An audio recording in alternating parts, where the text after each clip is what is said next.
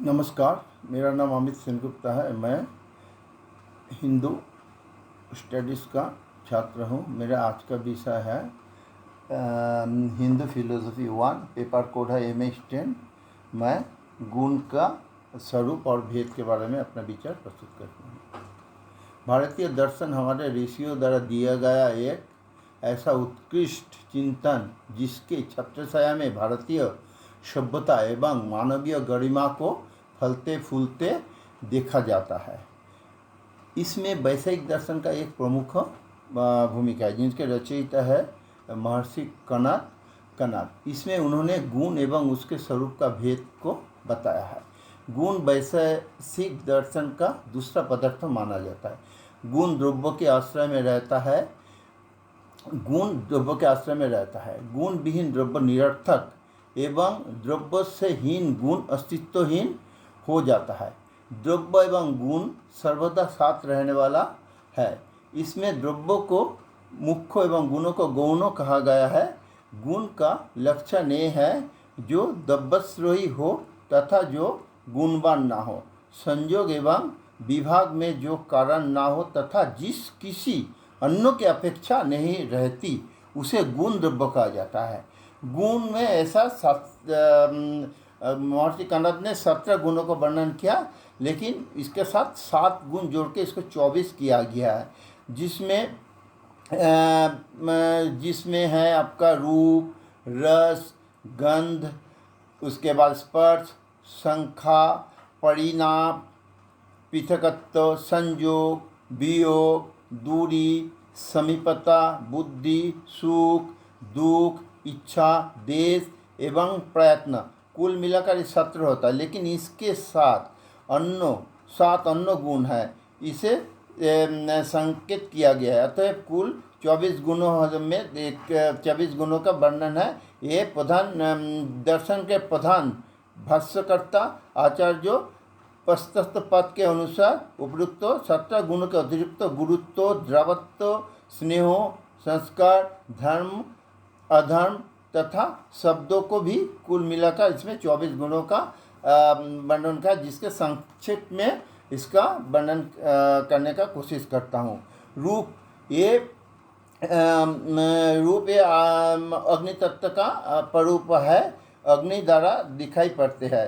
रस, ये रस का कथन लोक पचर में पाया जाता है। गंध, पृथ्वी तत्व के आश्रय में गंध रहता है। इसके बाद आता है स्पर्श, मूलतः ये वायु तत्व का गुण है। संख्या, इसके संबंध एक अथवा अनेक द्रव्यों के साथ हुआ करता है। परिमाण, द्रव्यों के कम होना या अधिक होना इसका ऊपर निर्भर करता है। पृथकत्व, भिन्न भिन्न पदार्थों में उसकी अपनी स्वभावगत विशेषता को परिमाप में ज्ञात होता है।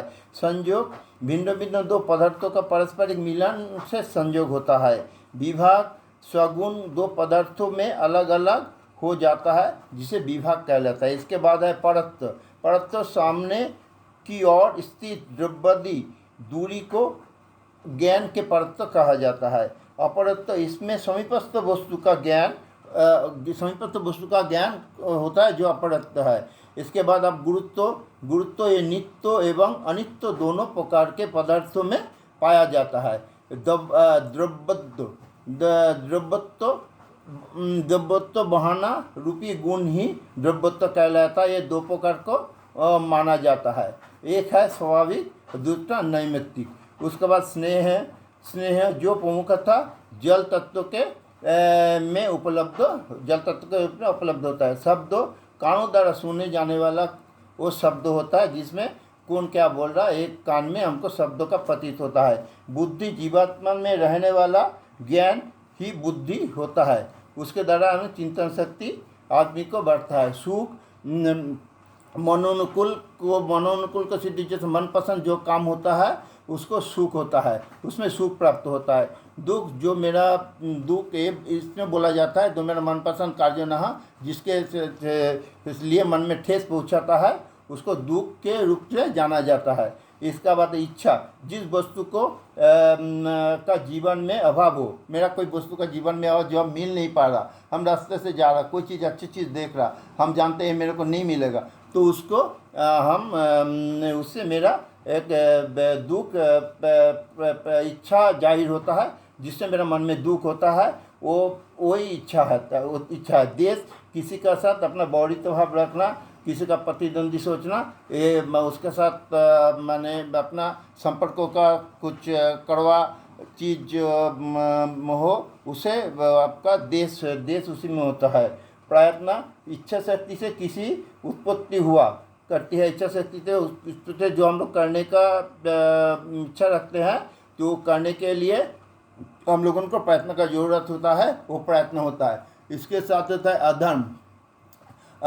अधर्म वेद विहित कार्यों, जो वेद नहीं मानता है तो अधर्मी होता है। वेद विहित कार्यों से प्रतिकूल आचरण के नाम अधर्म होता है। संस्कार, इसका 3 विभाग है, जो पहला वेग, दूसरा भावना, तीसरा स्थिति व्यापक। इस प्रकार वैशेषिक दर्शन में गुण का स्वरूप का भेद प्रकाश किया गया है, जो अति सराहनीय है।